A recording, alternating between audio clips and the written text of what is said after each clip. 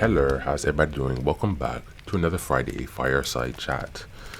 This is your host Khalil on the Reparenting Daily podcast, and we are now halfway through the year, guys.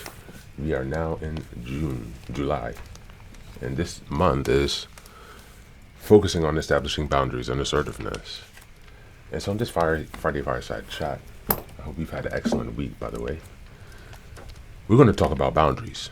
Because a lot of people are struggling with boundaries, particularly those who have been going through these difficult family situations. It's not something that we've been accustomed to establishing with others or even with ourselves, for that matter.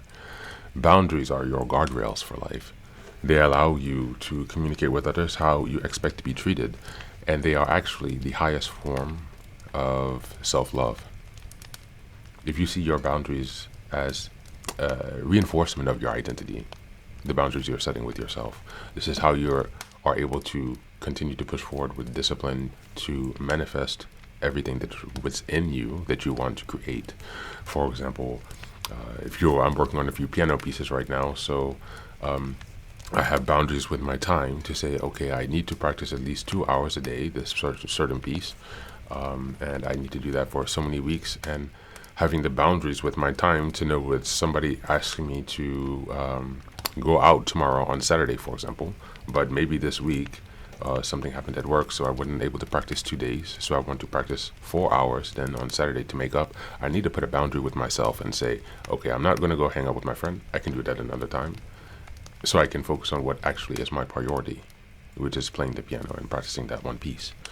And also the external boundary that I'm making with my friend also makes it clear to him that I prioritize my piano playing over that outing at the moment, and that is more important for me, and he will come to respect me for making the decision to prioritize myself and my own goals and visions. And so it's a process that you have to learn. If you're not used to setting boundaries, it's going to be weird.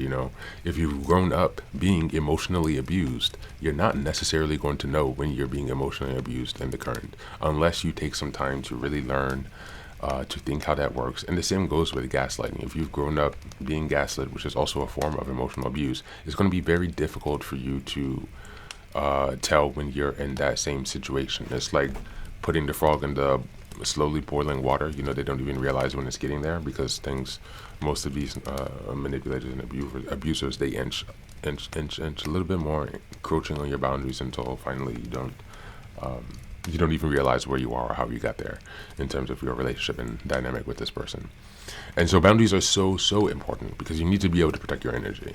Without boundaries,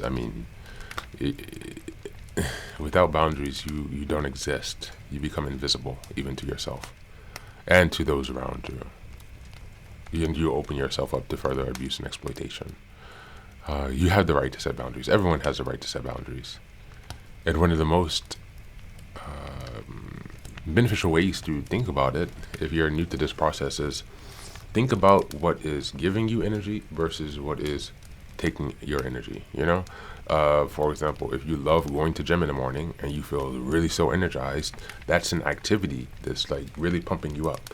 But then you go to work and you have a coworker who's chewing with their mouth open every morning, so you can't even read your freaking emails, and that is like killing your energy. So that's a boundary you need to make with them to not allow for that, right? There's a negative boundary. I don't want to sit across my coworker while they're eating, so maybe you go work in a nook or something while they're eating their breakfast, or ask them to eat in the cafeteria, or get headphones or something. That's also a boundary, and it's a more of a negative boundary because you're telling you don't want something, versus a positive boundary, which is going to the gym that you love because it energizes you. So again, if you're having some difficulty, try to think about it like in this energetic sense. What is bringing me energy versus what is draining my energy? You know what I'm saying?